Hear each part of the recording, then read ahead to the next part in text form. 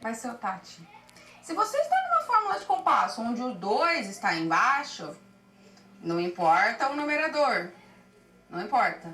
A representação disso aqui, não, falei bobeira aqui. Ó, tia Daini, não viaja? A representação do Tati é aqui, ó. Já tá doida? Fala, tia Daini viajou. A representação do Tati nesse aqui é esse, a semicolcheia. Aqui é a semínima. Ah, e por quê? Foi bom que a tia Daini viajou para poder te mostrar a viagem. Foi bom. Sabe por quê? Eu vou te mostrar agora o porquê. Por que que varia? Porque acontece o seguinte, o denominador é o responsável por dizer para você qual das figuras que representa um pulso. Qual figura que representa um pulso? Aqui é a semínima, aqui é a colcheia e aqui é a mínima. Por quê? Porque existe uma convenção onde o denominador da fórmula de compasso, cada número desse denominador representa uma figura. Então a gente tem uma associação assim, ó. Os números que podem aparecer no denominador são esses: 1, 2, 4, 8, 16, 32 e 64. Esses são os números, é uma espécie de código, é como se fosse uma senha. Esse 1 representa essa, o 2 essa, o 4 essa, o 8 essa, o 16 essa, o 32 essa e o 64 essa. Tá vendo? Cada número aqui representa uma figura musical. E aí você usa realmente uma memorização aqui. Você memoriza. Então o 4 representa a semínima, o 8 representa a colcheia e o 2 representa a mínima, nos meus exemplos que eu falei. Então, ao indicar isso, essa é a lógica da fórmula. Ao indicar isso, ao representar essa figura aqui, ele diz para você que essa figura é o pulso. Essa figura é o pulso que você está sentindo. Se essa figura é o pulso, e aí eu tenho que colocar duas notas no pulso, então eu divido essa figura por 2, e aí eu uso o conceito matemático da subdivisão das figuras. Eu divido essa figura por 2. Então, quando eu tenho uma semínima sendo pulso, dividir ela por 2, tem que aparecer duas colcheias.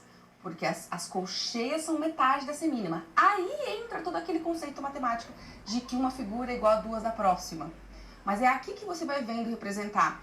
E o princípio é o mesmo aqui. Se a colcheia era o pulso, eu tenho que dividir essa colcheia em 2. É duas semicolcheias e não duas mínimas, como eu havia falado erradamente aqui, né? Erroneamente, acho que não existe a palavra. Enfim, eu havia escrito que era duas mínimas, duas semínimas. Não, eu tenho que dividir esse pulso em duas semicolcheias. Tá vendo? Aqui, se a mínima é o pulso, tem que dividir em duas semínimas. Mas como que eu toco isso? Como que eu toco isso? E como que eu toco isso? Da mesma forma. Isso aqui dentro desse compasso é a divisão do pulso em duas notas. Isso aqui dentro desse compasso é a divisão do pulso em duas notas. Isso aqui dentro desse, divisão do pulso em duas notas. Se eu pegar isso aqui e colocar dentro desse compasso, aí já não é a mesma coisa. Porque isso aqui dentro desse compasso passa a ter uma outra relação matemática de valores. Porque está baseado nisso.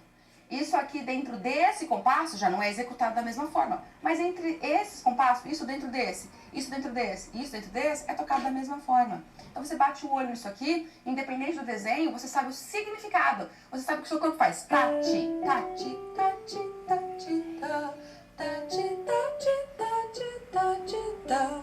Fiz um exemplo musical, tá vendo? Ó? Deixa eu aumentar. Tati, tati, tati, tati, tati, tati, ta. E você toca dessa forma. Isso sai musical. Por que sai musical? Porque você educou o seu corpo para sentir isso. Acontece de uma hora para outra que você vai educar todas as células rítmicas possíveis? Não.